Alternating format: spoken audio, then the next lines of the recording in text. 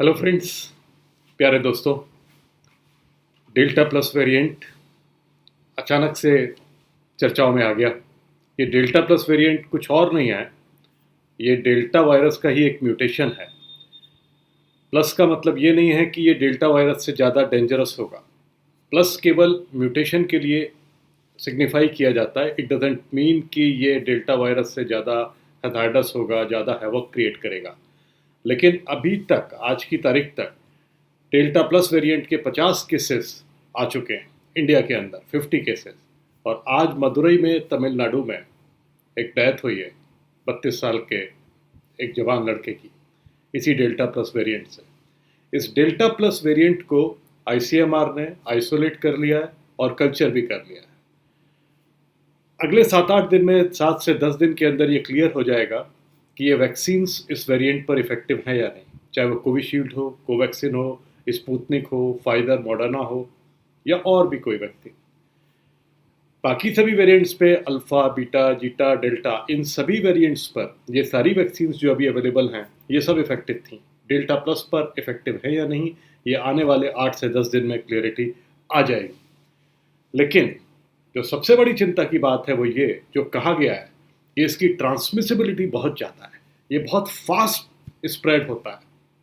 और जो antibody cocktail जो काफ़ी इफेक्टिव रही है, जो American ex president Donald Trump को दी गई थी जब उनको कोविड हुआ था, कहा यह जा रहा है कि ये एंटीबॉडी कॉकटेल, जो मोनोक्लोनल एंटीबॉडीज़ हैं, वो शायद इस डेल्टा प्लस वेरिएंट पर काम ना करें।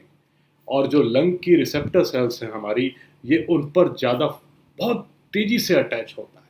तो पता चला कि किसी को जुकाम हुआ, अचानक से जुकाम होगा, खांसी होगी, कफ कुराइदा होगा, और अगले दिन ही उसको निमोनिया हो सकता है। लास्ट टाइम जब डेल्टा वेरिएंट के साथ प्रॉब्लम्स हो रही थी, तब आपने देखा होगा लोग कहते थे नहीं नहीं, सेकंड डे सीटी स्कैन कराने की ज़रूरत नहीं है, फर्स्ट डे सीटी स्कैन कराने की ज़रूरत नहीं है। लोगों ने क्या किया कि खांसी हुई, जुकाम हुआ और सीटी स्कैन करा लिया। नहीं, सीटी स्कैन 5th डे कराते थे, क्योंकि लगता था कि जो लंग में चेंजेस आएंगे वो 5th to 7th डे के बीच में आएंगे और सेकेंड वीक में बड़ी फास्ट स्प्रेड होंगे। डेल्टा वेरिएंट के साथ कफ, कोराइदा, फीवर, देन निमोनिया और हाइपर कोएगुलेबिलिटी, थ्रोम्बोसिस का रिस्क था, इसीलिए ब्लड थिनर्स दिए जा रहे थे। केवल इतना ही नहीं कि ये जो ACE2 रिसेप्टर्स हैं उसको बहुत टाइटली बाइंड कर लेता है, जिससे नाइट्रिक ऑक्साइड रिलीज में भी कमी हो जाती है और बहुत वल्नरेबिलिटी बढ़ जाती है डिजीज़ की। डिजीज़ बहुत सीवियर हो जाती है, बहुत जल्दी सीवियर हो जाती है। ठीक है, वैक्सीन का पता चल जाएगा हमको 8 से 10 दिन के बाद कि वैक्सीन इस पर काम कर रही है या नहीं कर रही है।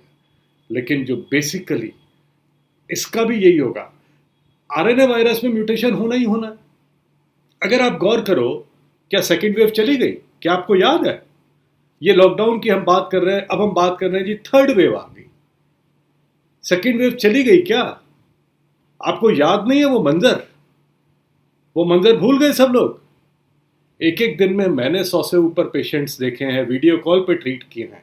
घर पर ही उनके ऑक्सीजन सिलेंडर्स, कंसंट्रेटर्स अरेंज करा के, कंपाउंडर्स, नर्सेस को इंस्ट्रक्ट करके, वीडियो कॉल पे इंस्ट्रक्ट करके इंजेक्टेबल ट्रीटमेंट दे दे के लोगों की जान बचाई है। 70 सेचुरेशन आ गया, उसके बाद भी घर पर, क्योंकि हॉस्पिटल में बेड नहीं मिल रहा, क्या करे, जाएगा कहाँ बंदा, तो वो घर पर उन्होंने ट्रीटमेंट लिया।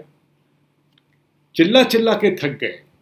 मैंने हर बार चिल्ला चिल्ला कर कहा कि लॉकडाउन कर दो, lockdown is the only option. ठीक है, लॉकडाउन हो गया।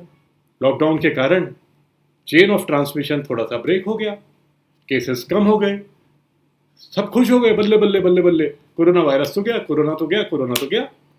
लेकिन क्या चला गया? वो सेकेंड वेव को केवल लॉकडाउन ने थोड़ा सा कम किया था। आप क्या समझ गए?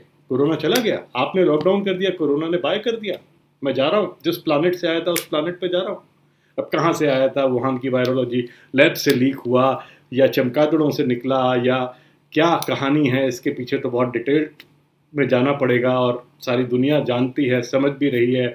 और बिडेन ने तो 90 डेज़ के अंदर अपनी खुफिया एजेंसीज को रिपोर्ट सौंपने के लिए भी कहा है कि एक्चुअली वुहान की वायरोलॉजी लैब से ही लीक हुआ या कोई और कारण है। खैर, उस डिटेल में हम बाद में जाएंगे, वो एक अलग से उसका वीडियो बनाऊंगा। व्हाट आई वांट टू से हियर इज कि ये delta plus variant RNA virus का म्यूटेशन है, म्यूटेशन तो होते ही रहेंगे। आपने लॉकडाउन कर दिया, आपने बहुत सारी दवाइयाँ दे दी, जहाँ रेमडेसिविर दिया, हम लोगों ने स्टेरॉइड दिया जान बचाने के लिए, जिन दवाइयों की ज़रूरत थी वो तो दी ही जाएंगी, लेकिन उन ड्रग्स के इफेक्ट में भी कई बार वायरस म्यूटेट कर जाता है। अब ये म्यूटेट कर गया, एक नया वेरिएंट आ गया, इन सारे फीचर्स के साथ आ गया, आप फिर लॉकडाउन करना पड़ेगा, फिर एक लॉकडाउन लगने वाला है 1 से 1.5 महीने के बाद, लगाना ही पड़ेगा, कोई और ऑप्शन नहीं। लॉकडाउन लग जाएगा, फिर चेन ऑफ ट्रांसमिशन ब्रेक हो जाएगा, फिर वायरस म्यूटेट कर जाएगा।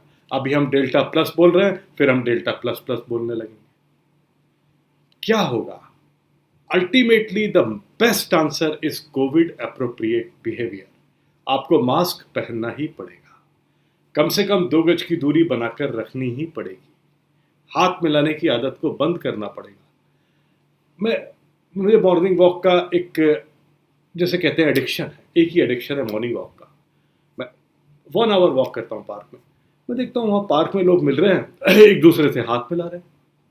कमाल हो गया जी, हाथ मिलाना जरूरी है क्या? क्या हम नमस्ते को नहीं अपना सकते? Covid appropriate behaviour is the only answer for this. 50 से ज़्यादा केस तो इंडिया में हो चुके, तमिलनाडु में आज एक डेथ हो चुकी, 7 से 10 दिन में चल रहा है, कल्चर भी हो गया डेल्टा प्लस का, आइसोलेट भी हो गया, और मुझे लगता है India will be the first one